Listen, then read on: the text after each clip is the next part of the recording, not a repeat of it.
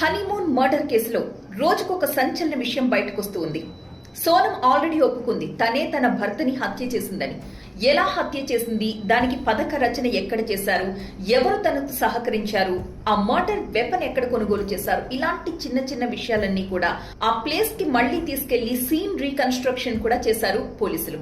ఈ నేపథ్యంలో ఒక విషయం బయటకు వస్తోంది. అదేంటి అంటే, ప్రియుడు అక్క అని పిలిస్తే ప్రియురాలు ప్రతి సంవత్సరం రాఖీ కడుతూ ఉండేదట. ఎంత వింతగా ఉంది ఇది. పేరెంట్స్ కి కూడా వీళ్ళ మీద అనుమానం రాకపోవడానికి అస్సలైన కారణం ఇదే. ప్రతి సంవత్సరం తన సోదరుడు గోవింద్ కి సోనం ఎలా రాఖీ కడుతుందో అదే రాఖీ పండగ రోజు అప్పుడే పక్కనే ఉన్న రాజ్ పుష్పాని కూడా దగ్గరికి పిలిచి, అమ్మ నువ్వు కూడా రాఖీ కట్టించుకో అని చెప్పి 3 సంవత్సరాలుగా అతడికి రాఖీ కడుతోందట సోనం. ఇక తల్లిదండ్రులకి ఎక్కడ అనుమానం వస్తుంది?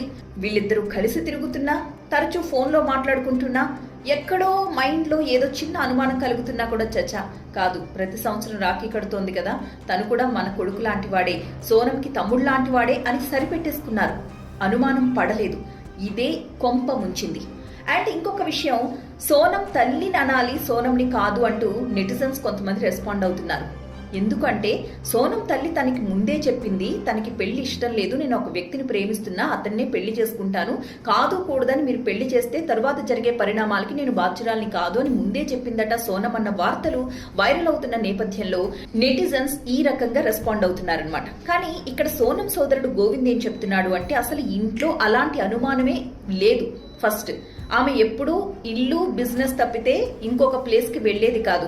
అండ్ ఈ రాజ్ పుష్వాని మా ఫ్యామిలీ మెంబర్స్ ఒక కొడుకుగా, సోనం తమ్ముడుగా చూసింది తప్పితే వేరే యాంగిల్ మాకు ఎప్పుడు కూడా తెలియదు అని చెప్పి చెప్తున్నాడు.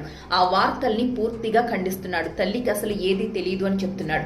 అలాగే నిన్న సోనం సోదరుడు గోవింద్ నేరుగా రాజ్ రఘువంశీ వాళ్ళ ఇంటికి వెళ్లి క్షమాపణలు చెప్పుకుని, మా సోదరి చేసిన పనికి మేము క్షమాపణలు చెప్తున్నాం, మా ఫ్యామిలీ అంతా కూడా మీ వైపే ఉంది, సోనమ్మే హత్య చేశాను అని ఒప్పుకుంది కాబట్టి ఆమెకి ఉరిశిక్ష పడాలని మేం కూడా కోరుకుంటున్నామంటూ వాళ్ళని ఓదార్చే ప్రయత్నం చేశాడు. పాపం అతన్ని పట్టుకుని ఆ తల్లి ఎంత రోధించిందంటే, ఆ వీడియో చూస్తే ఎవరికైనా కన్నీళ్లు రావాల్సిందే.